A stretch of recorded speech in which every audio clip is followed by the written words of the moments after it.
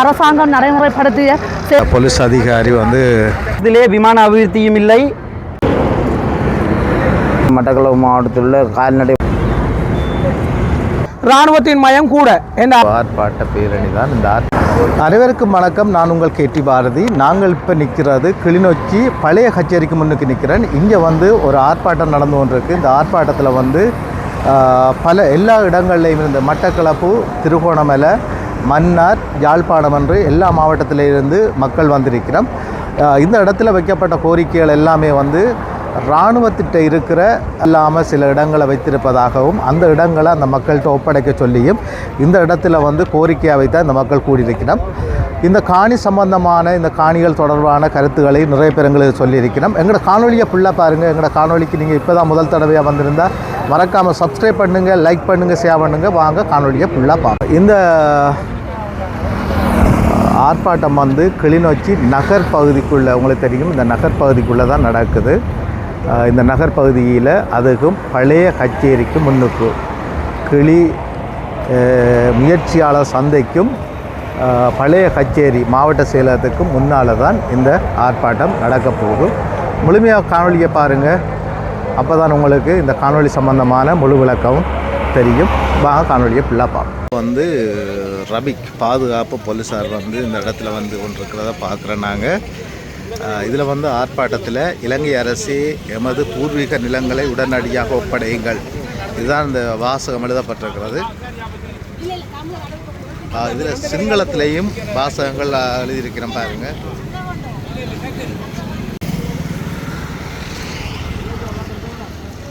இதில் ஒரு முக்கியமான ஒரு வாசகம் எழுதப்பட்டிருக்கு பாருங்கள்.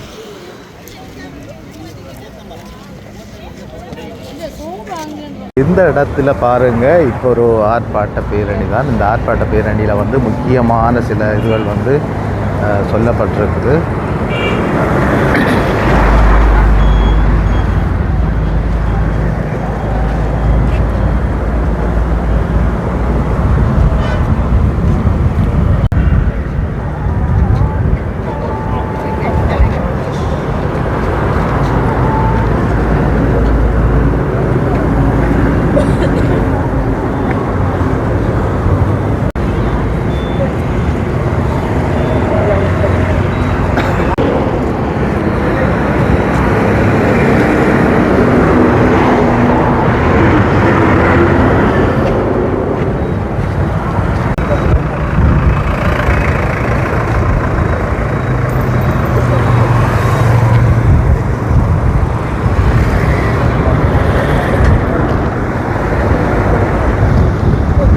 முக்கியமான விடயம் வந்து காணிகளை விட சொல்லித்தான் கேட்கணும்.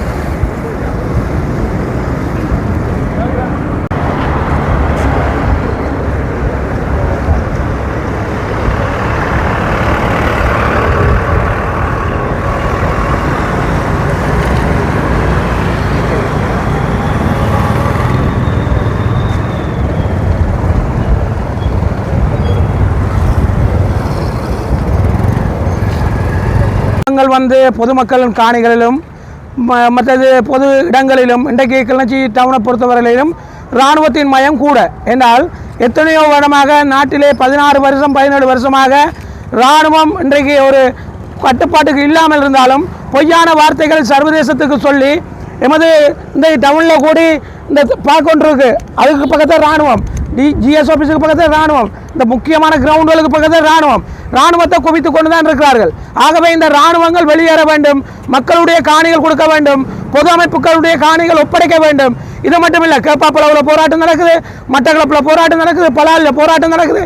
இப்படியே இந்த அரசு வரும்போது என்ன வார்த்தை சொன்னார்கள்? நாங்கள் உடனடியாக இராணுவத்தை வெளியேற்றுவோம் என்று. ஆனால் இதுவரைக்கும் வெளியேற்றவில்லை. நாங்கள் இன்றைக்கு மாவீர துயிலமில்லங்களை வணக்க ஸ்தலங்கள் அதை கூடி விட இல்லை. ஆனால் சொன்ன வார்த்தைகள் இந்த சந்திரசேகர ஐயாவா இருக்கலாம், அனுராவா இருக்கலாம், வடக்கு கிழக்கில் பொய்யான பிரச்சாரங்களை சொல்லி மக்களை வாக்குகளை சூறையாடினார்கள் தவிர இதுவரைக்கும் இன்றைக்கு 2 வருடம் ஆக போகிறது. தமிழருக்குரிய முக்கியமான பிரச்சனைகள் தீரவில்லை. ஆகவே அது சம்பந்தமாக மாவட்டமாக எமது ஆர்ப்பாட்டங்கள் நடந்து கொண்டுதான் இருக்கிறது. ஆகவே இந்த அரசு பொய்யான வேடங்களை போட்டது என்று சர்வதேசம் உணர வேண்டும்.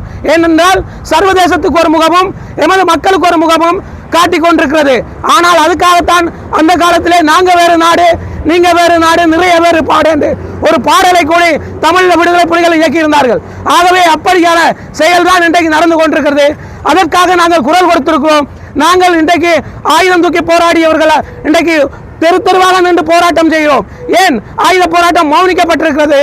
மீண்டும் ஒரு ஆயுத போராட்டத்தை உருவாக்க கூடாது இந்த அரசு ஒரு ஆயுத போராட்டத்தை எடுத்து தென்னிலங்கையிலே 1 லட்சம் சிங்கள மக்களை அழித்துத்தான் இன்றைக்கு ஆட்சிபுடம் அறிவிக்கிறார்கள். ஆட்சிபுடம் வருவர்களுக்கு தெரிய வேண்டும் எமது மக்கள் நாங்கள் ஏன் ஆயுதம் தூக்குறோம் என்று. ஆகவே இந்த பிரச்சனை எமது மக்களுக்குரிய இடங்கள் விடுதலையாக வேண்டும். விடுதலை செய்யும் வரைக்கும் எமது போராட்டம் தொடரும். ஆகவே இந்த அரசு இல்லை, வருங்கால அரசு, இனி வரப்போற அரசு கூட எமக்கு வடக்கு கிழக்கில் ஒரு பிரச்சனை தீர்ந்தால்தான் ஸ்ரீலங்காவில் ஒரு பிரச்சனை தீரும் என்பதை ஆணித்தரமாக கூறுகிறேன். நன்றி.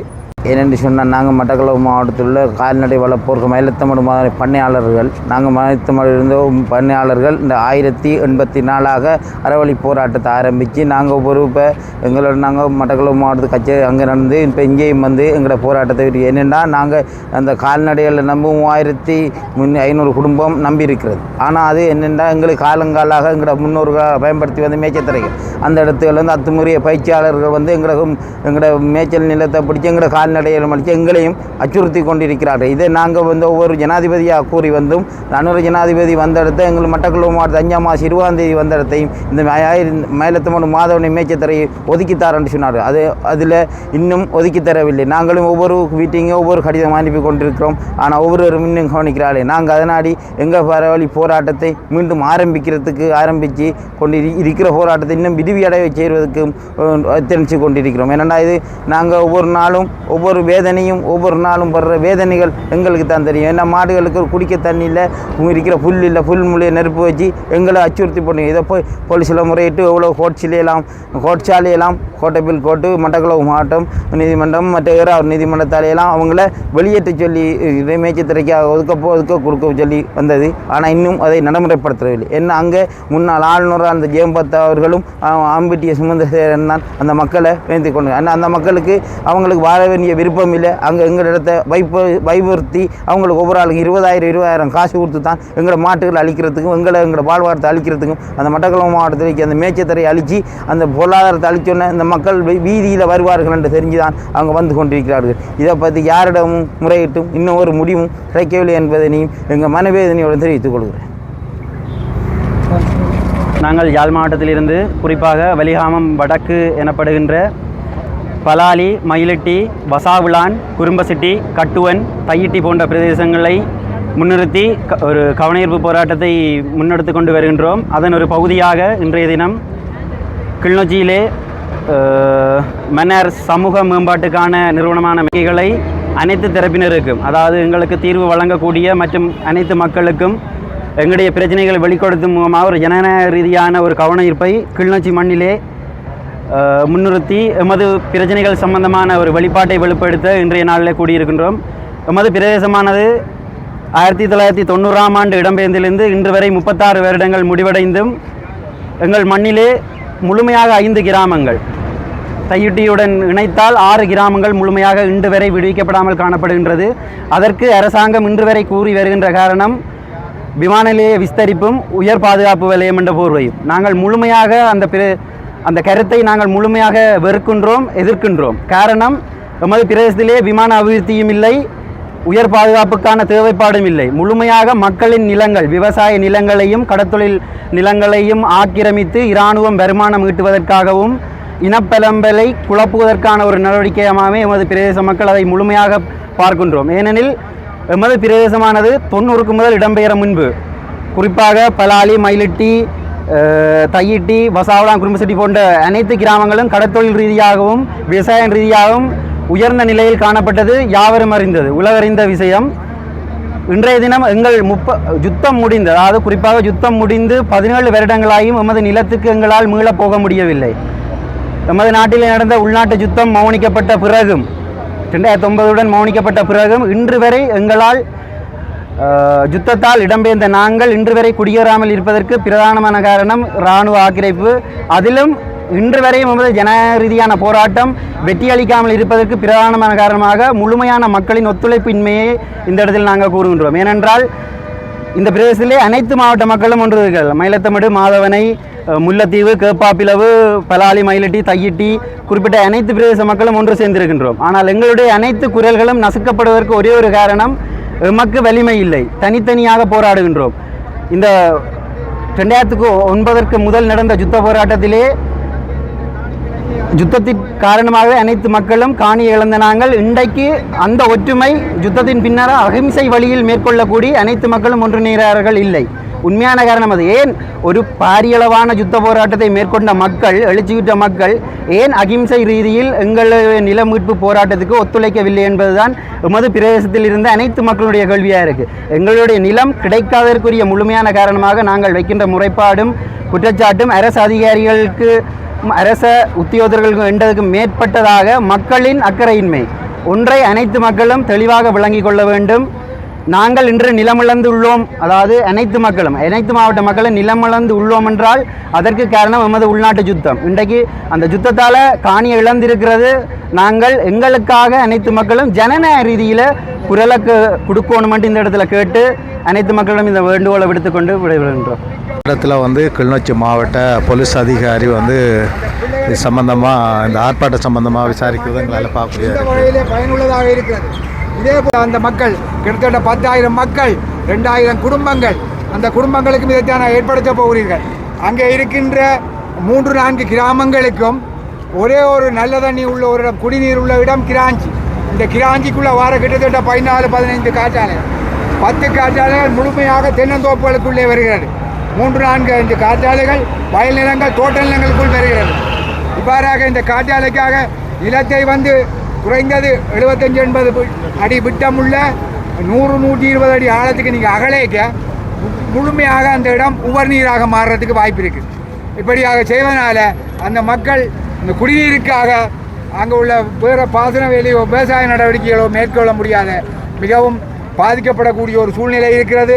இந்த ஆபத்துக்களை உணர்ந்துதான் 2009ஆம் ஆண்டு இந்த மண்ணிலே யுத்தம் அமைதிக்கு கொண்டு வரப்பட்டு சகவாழ்வும் அமைதியும் திரும்பிவிட்டதாகவும், இந்த மண்ணிலே அனைத்து மக்களும் சமத்துவமாக மதிக்கப்படுகிறார்கள், வாழ வைக்கப்படுகிறார்கள் என்கின்ற அந்த செய்தியை உலகம் முழுவதும் சொல்லி வருகின்ற பல்வேறு அரசாங்கங்களினுடைய வழியிலே இன்றைய அரசாங்கமும் வந்திருக்கிறது. இன்றைய அரசாங்கம் வந்ததற்கு பிற்பாடு கூட போரின் விளைவுகளாக இருக்கக்கூடிய மிக பெரும் விளைவான நிலங்களை இராணுவம் ஆக்கிரமித்து வைத்தல் என்கின்ற நிகழ்ச்சி திட்டம் தொடர்ந்து கொண்டிருப்பது மிகுந்த வேதனையை தருகிறது. வடகிழக்கில் இருக்கக்கூடிய பல்லாயிரக்கணக்கான ஏக்கர் நிலம், விவசாய நிலங்கள், மக்கள் வாழ்விடங்கள், மக்களுடைய தொழில்துறைகள் அனைத்தும் முடக்கப்பட்டு இராணுவ வசப்படுத்தப்பட்டிருக்கின்ற ஒரு சூழ்நிலையை நாங்கள் எல்லோரும் பார்க்கிறோம்.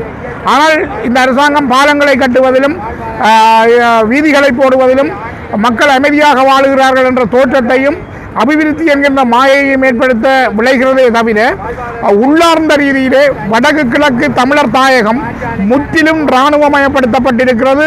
இராணுவத்தினுடைய ஆக்கிரமிப்பு கீழே வைக்கப்பட்டிருக்கிறது. அந்த ஆக்கிரமிப்பினுடைய விசாலிப்பு இன்னும் இனவாதம் இந்த மண்ணிலே இருக்கிறது என்பதை இன்றும் வெளிப்படுத்தி கொண்டிருக்கின்ற ஒரு நிகழ்ச்சிகளாக இருக்கிறது. விசேடமாக கிளிநொச்சியை பொறுத்தவரையில் வடகிழக்கெல்லாம் பாரிய ஆக்கிரமிப்புகள் இருக்கிறது. கிளிநொச்சியை நாங்கள் போராடி கொண்டிருக்கின்ற இந்த இடத்தை பார்க்கிற பொழுது இந்த அருகிலே இருக்கக்கூடிய நீர்ப்பாசன திணைக்களம், கிளிநொச்சி மாவட்டத்தினுடைய பொது நூலகம், வட்டக்கச்சியிலே இருக்கக்கூடிய அரசினர் விவசாய பண்ணையைச் சேர்ந்த 400க்கும் மேற்பட்ட ஏக்கர் காணிகள், கிளிநொச்சியினுடைய இளைஞர் அபிவிருத்தி திணைக்களத்தினுடைய காணிகள், கிளிநொச்சியினுடைய ஊடக மையம், கிளிநொச்சியினுடைய பொழுதுபோக்கு வலயம், கிளிநொச்சியினுடைய அழகியல் கலாமன்றம், கிராஞ்சி பகுதியிலே முழங்காவில் பகுதியில் இருக்கக்கூடிய முழங்காவில் பகுதியினுடைய அன்பு குடியிருப்பு பகுதியில் அமைந்திருக்கக்கூடிய 1000 ஏக்கர் காணிகள் என்று கிளிநொச்சியை சூழ்ந்து ஒரு மிகப்பெரிய இராணுவ நெருக்குவாரம் இந்த மண்ணிலே உருவாக்கப்பட்டிருக்கிறது. இந்த இயல்பு வாழ்க்கைக்கு திரும்ப முடியாத வகையில் ஒரு இந்த இராணுவ நில அபகரிப்பு என்பது இன்றும் இருக்கிறது. இன்று நான் நினைக்கிறேன் 17 ஆண்டுகளாகி இருக்கிறது. கிளிநொச்சியினுடைய கல்வியினுடைய அடையாளமாக இருக்கக்கூடிய நூலகத்தை கூட விடுவிப்பதற்கு இந்த இராணுவம் தயாரில்லை என்கின்ற அவர்களுடைய மனநிலை சொல்லி இருக்கின்ற செய்தி, நீங்கள் இன்னும் அடிமைகள் என்பதை தொடர்ந்து சொல்லிக் கொண்டிருக்கின்ற ஒரு நிலவரம் இந்த மண்ணிலே ஏற்பட்டிருக்கிறது. வடக்கை பொறுத்தவரை யாழ்ப்பாணத்தில் 1000 ஏக்கர் காணிகள் வளமுள்ள நிலவளம் உள்ள காணிகள், ஒரு பூர்வீக காணிகள், கேப்பாப்புலவிலே எங்களுடைய மக்களினுடைய பூர்வீக காணிகள். ஆகவே இந்த மக்கள் அடியோடு பெயர்க்கப்படுவதனுடைய விளைவு என்னவென்று சொன்னால், அந்த பிரதேசங்களை இராணுவமயமாக வைத்திருப்பதன் காரணமாக தொடர்ந்து வருகின்ற எதிர்காலம் எந்த ஆண்டுகளிலும் இராணுவ முற்றுகைக்குள் தமிழ் மக்கள் வாழ வேண்டும் என்கின்ற இராணுவ மூலோபாயம்தான் இங்கு மேலோங்கி இருக்கிறது. அதை காணி அவர்களுக்கு தேவை என்பதல்ல என்று நீங்கள் இதில் அருகிலே பார்க்கலாம். ஒரு இராணுவ முகாமுக்குள்ளும் ஆட்கள் இல்லை, ஒரு இராணுவம் 2 இராணுவம் தான் இருக்கிறது.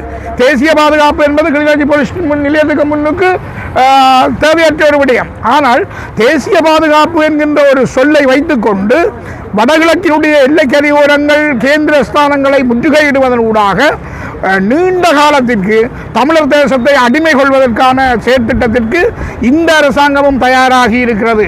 ஆகவே இதற்கு எதிரான போராட்டங்களை நாங்கள் தொடர்ந்து செய்வதன் ஊடாக இந்த போராட்டங்களுக்கு சர்வதேச சமூகத்தினுடைய பங்களிப்பை ஏற்றுக்கொள்ள செய்வதன் ஊடாக, சர்வதேச சமூகத்திற்கு இந்த செய்தியை கொண்டு செல்வதன் ஊடாக இன்னும் ஒரு இந்த நாட்டிலே திட்டமிடப்பட்ட ஒரு இனப்படுகொலை நடைபெற்று கொண்டிருக்கிறது என்பதை நாங்கள் உலகத்துக்கு சொல்லுகின்றோம். 36 வருடங்களாக மண்ணை இழந்து மயிலிட்டி, பலாலி, தையிட்டி, வசாவுளான் மக்கள் வாழ்ந்து கொண்டு வருகின்றார்கள். இந்த 36 வருடங்கள் மண் இழந்த என்ற சொல்லில், இந்த மண் இழந்தோம் என்ற சொல்லில், மண்ணை இழக்க வைத்தவர்கள் என்ற சொல்லில் உள்ள கருத்துக்களை நாங்கள் சிந்தித்து பார்க்க வேண்டும். இந்த மண் இழந்தால் வாழ்விழந்தோம், வாழ்விழந்தால் வாழ்க்கை இழந்தோம். இந்த வாழ்க்கை என்றது கமத்தொழில் செய்ய முடியாது, இருக்க முடியாது. இன்று கடல் தொழில் வளம் மிக்க ஒரு இடம் மயிலிட்டி. A251, A248 கிராம சேவையாளர் பிரிவில் கடற்தொழில் மக்கள் அடர்த்தியாக வாழ்ந்து இலங்கையில் 1/3 பகுதி தேவையான மீனை இந்த மண்ணுக்கு கொடுத்தவர்கள் இன்று இடமின்றி ஒவ்வொரு இடத்திலும் தவிர்த்து வாழ்ந்து கொண்டு வாரார்கள்.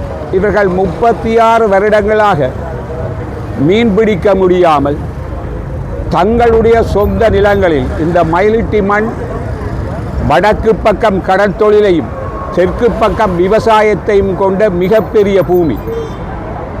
சுன்னாகம் என்று கூறப்படுகின்ற 91ஆம் ஆண்டுக்கு முன்பிருந்த சந்தையில் முழு வளங்களையும் விவசாய வளங்கள் எல்லாவற்றையும் கொண்டு வந்து குவித்த அந்த மண் முற்றுமுழுதாக இன்று விவசாயமற்று பட்ட காடுகளாகவும் இராணுவத்தினரால் சில விவசாயம் மேற்கொள்ளப்படும் இடங்களாகவும் காணப்படுகின்றது. வணக்கம், என்னுடைய பேர் ஜெயசித்ரா. இந்த அரசு இந்த நடைமுறைகளை நடைமுறைப்படுத்துவதற்கு வெட்கி தலைகுனிய வேண்டும். ஏனென்று சொன்னால் இந்த அரசாங்கம் பழைய அரசு செய்வது போலே பழைய அரசாங்கம் நடைமுறைப்படுத்திய செயற்திட்டங்களையே இந்த அரசும் தொடர்ச்சியாக நடைமுறைப்படுத்தி வருகின்றது. மக்களுடைய வாழ்வாதாரங்களை எடுத்து தங்களுடைய நிறைவேற்றி கொண்ட அந்த அரசை பயன்படுத்தி அவர்களுடைய வாழ்வாதாரங்களை அளித்து, அதாவது இப்போ பார்க்க போனால் இராணுவமயமாக்கப்பட்ட காணிகளே மக்களுடைய காணிகளாக இருக்கின்றது. அது வயல் நிலங்கள் செய்கின்ற இடங்களில் கூட இராணுவம் கருத்திருக்கின்றது. பலதரப்பட்ட வகையிலே மக்கள் பாதிக்கப்படுகின்றார்கள். ஆகவே இந்த அரசு தனது ஆட்சிக்கு வருகின்ற போது சொல்லப்பட்ட விடயங்கள் எதுவுமே நடைமுறைப்படுத்தப்படவில்லை. இந்த அரசு ஒடுக்கப்பட்ட மக்களுக்காக குரல் கொடுக்கின்ற ஒருவராக தான் மேடைகளிலே கதைத்து தமிழ் மக்களுடைய வாக்கு வங்கிகளை நிரப்பின ஒரு அரசாங்கம் வெட்கி தலைகுனிய வேண்டும். கடந்த கால அரசு எதை செய்ததோ அதே அந்த டாக்குமெண்ட்ஸ் அவ்வளோத்தையும் எடுத்து அப்படியே மக்கள் மீது திணிக்கப்பட்டு நடைமுறைப்படுத்தப்பட்டு வருகின்றது. இந்த அரசாங்கம் ஒடுக்கப்பட்ட மக்களுக்காக குரல் கொடுக்கின்றது. நாம் மக்களின் நிலைமைகளை புரிந்தவர்கள் என்று கூறியே இந்த வடகிழக்குக்கு வந்து வடகிழக்கு மக்களுடைய வாக்குகளை பெற்றிருந்தார்கள். ஆகவே மக்கள் இப்போது இடர்பாடுகளை சந்தித்திருக்கின்றார்கள். மக்கள் குடியிருப்புகளிலே காற்றாலைகளை நிறுவுவதற்கு முயற்சி எடுக்கின்றார்கள். மக்கள் குடியிருப்புகளே கனிம மண் அகழ்வை ஏற்படுத்துகிறார்கள். மக்கள் குடியிருப்புகளிலே சீமெண்ட் தொழிற்சாலைகளை அமைப்பதற்காக குழாய் கிணறுகளை தோண்டி 100 அடி ஆழங்களில் கூட அந்த கிணறுகளை சுத்திகரிக்கப்பட்டு வச்சிருக்கின்றார்கள். ஆனால் இந்த மக்கள் அங்கு வாழ்வதற்கு தாங்கள் கஷ்டப்படுகிறார்கள். ஏனென்றால் உவர் நிலங்கள் ஏற்பட்டு தண்ணீர் உப்பு தண்ணியாக மாறி தண்ணீர் குடிக்க முடியாத நிலையிலே கிராஞ்சி மற்றும் பல இடங்கள் வலைப்பாடு கிராஞ்சி வேரவில் வலைப்பாடு இடங்கள் காணப்படுகின்றது. அதே போல பல இடங்களில் மக்கள் போராடுகின்றார்கள் காணி அபகரிப்புக்காக. மயிலுத்தமடு, கேப்பாப்புலவு அப்படி போன்ற பல பிரதேசங்களிலே போராட்டங்கள் நடக்கின்றன.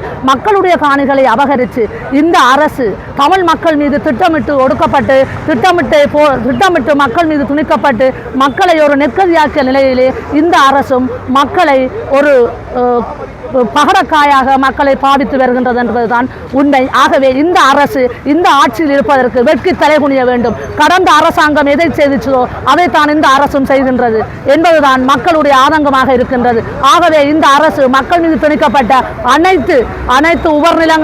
அனைத்து செயற்பாடுகளையும் உடனடியாக நிறுத்த வேண்டும். உடனடியாக நிறுத்தவில்லை என்றால் மக்கள் போராட்டம் தொடர்ச்சியாக வெடிக்கும் என்பதில் நிச்சயமாக மாற்று கருத்து இல்லை. நாங்கள் தொடர்ச்சியாக போராடுவோம். எமது பலம் நிலங்களுக்காக தொடர்ச்சியாக நாங்கள் போராடுவோம். நன்றி. ஜாட்சன் பீராடோ. இன்று கிளிநொச்சி மாவட்டம் கிளிநொச்சி மண்ணில் காணி இழந்த மக்களின் குரலின் ஏற்பாட்டில் தங்களுடைய காணிக்காக நீண்ட காலம் நீதிக்காக போராடி வருகின்ற மக்களுக்கு ஆதரவு தெரிவித்து, அதாவது யாழ் மாவட்ட வலிவடக்கு மக்களுடைய காணியாக இருக்கலாம், எங்களுடைய முல்லைத்தீவு கேப்பாப்புலவு மக்களுடைய காணியாக இருக்கலாம், மற்றும் எங்களுடைய மட்டக்களப்பு மாவட்டத்தினுடைய மயிலத்தமடு மாதமுனை மக்களுடைய காணியாக இருக்கலாம். இதற்காக நீண்ட காலமாக போராடி வருகின்ற அந்த மக்களுக்கு ஆதரவு தெரிவித்து கடந்த 7ஆம் தேதி மாவட்டத்தில் மன்னாரில் நடைபெற்றது. அதே போல் 14ஆம் தேதி மட்டக்களப்பு காந்தி பூங்காவில் நடைபெற்றது. இன்று நாங்கள் 21ஆம் தேதி எங்களுடைய கிளிநொச்சி மண்ணில் இதை முன்னெடுக்கின்றோம். இதில் மட்டக்களப்பு, யாழ்ப்பாணம், முல்லைத்தீவு, கிளிநொச்சி, மன்னார், வவுனியா போன்ற பல்வேறு மாவட்டத்தைச் சேர்ந்த பிரதிநிதிகள் இதில் நின்று கூட்டாக அவருடைய போராட்டத்திற்கு ஆதரவு சேர்த்து கொண்டிருக்கிறார்கள். இந்த போராட்டத்தினுடைய பிரதான காரணம் இன்று வரைக்கும் அந்த மக்களுடைய காணியினை பல்வேறு அரச தரப்பினர்களால் ஆக்கிரமிக்கப்பட்டு கொண்டிருக்கிறார். இன்றைக்கு யாழ்ப்பாணத்தை எடுத்துக்கொண்டீங்க என்றால் அது ஒரு பொன் விளையும் பூமி. இன்றைக்கு அந்த பொன் விளையும் பூமியில் இராணுவம் விவசாயம் செய்து கொண்டிருக்கிறது. ஆனால் அந்த மக்கள் பசியில் வெளியில் நிற்கினோம். இன்றைக்கு அவர்களோட இடத்துல ஃபுட்பால் கிரவுண்டோ, கிரிக்கெட் கிரவுண்டோ, மற்றது பாஸ்கெட் கிரவுண்டோ உருவாக்கி அதில் விளையாடி கொண்டிருக்கிறார்கள். ஆனால் மக்கள் தொழில் இல்லாமல் வெளியில் நின்று போராடி கொண்டிருக்கின்றார். இந்த மக்களுடைய போராட்டத்தை நியாயமான போராட்டத்துக்கு வலு சேர்ப்பதற்காகத்தான் நாங்கள் குரல் கொடுத்து கொண்டிருக்கிறோம். இது 2013ஆம் ஆண்டு வந்த வர்த்தகமானி, வலிவடக்கு மக்களுடைய வர்த்தகமானி 6317 மஹிந்த ராஜபக்சே ஆட்சி காலத்தில் 2013 5ஆம் மாதம் 28ஆம் தேதி வந்த வர்த்தகமானி 6317 ஏக்கர் காணி. இன்று வரைக்கும் அந்த அரசுகளிலிருந்து இன்றைக்கு இருக்கின்ற புதிய அரசு வரைக்கும் இந்த கெசட்டை ரிமூவ் பண்ணுறதுக்கு எந்த ஏற்பாடும் இல்லை. 50 ஏக்கர் விடுறோம், 100 ஏக்கர் விடுறோம், எல்லாம் இந்த வர்த்தகமானிக்குள்ளே தான் இன்றும் இருக்குது. அப்போது அவர்கள் எவ்வாறு அபிவிருத்தி செய்ய முடியும், பொருளாதாரத்தை முன்னெடுக்க முடியும்? இவ்வாறு இந்த அரசுகளும் அந்த காணி விடுவிப்பில் மெத்தன போக்கும் அக்கறை இனமும் காட்டிக்கொண்டிருக்கின்றதை வலியுறுத்தி இவர்களுக்கான காணி வழங்கப்பட வேண்டும் என்றதை நாங்கள் வலியுறுத்தித்தான் இந்த கவனஈர்ப்பை இந்த இடத்துல முன்னெடுக்கிறோம். இது பல்வேறு மாவட்டங்களையும் பறந்து முன்னெடுக்க இருக்கின்றது. ஆகவே இந்த ஏற்பாட்டு குழு என்ற ரீதியில் இந்த காணிக்காக போராடி வருகின்ற காணி இழந்த மக்களின் குரலாக நாங்களும் அவர்களுக்கு வலு சேர்க்கின்றோம். நன்றி.